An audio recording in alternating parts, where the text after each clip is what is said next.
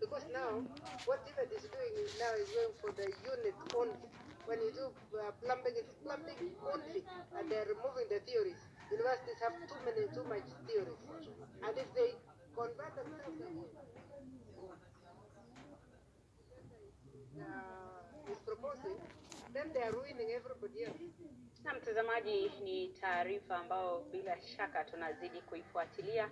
Utakuwa unaipokea kwa ukamilifu wake kwenye taarifa zetu za jioni saa 1 na saa 3 mtawalia.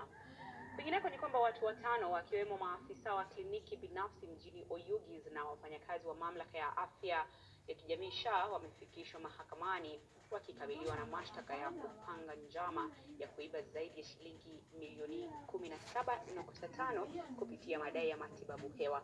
Washtakiwa hao walikana mashtaka 10 mbele ya mahakama ya Nairobi, yakiwemo ya njama ya kuibia serikali, kughushi taarifa za afya, kupokea serikali kwa njia haramu na kuwasilisha nyaraka bandia. Kwa mujibu wa upande wa mashtaka, njama hiyo ilitekelezwa kati ya Oktoba 20 mwaka 2024 na Mei mwaka huu, ambapo kiasi cha shilingi milioni 17 kilidaiwa kimakosa kutoka kwa SHA. Mahakama iliwaachilia kwa dhamana ya pesa taslimu ya shilingi 1500 kila mmoja.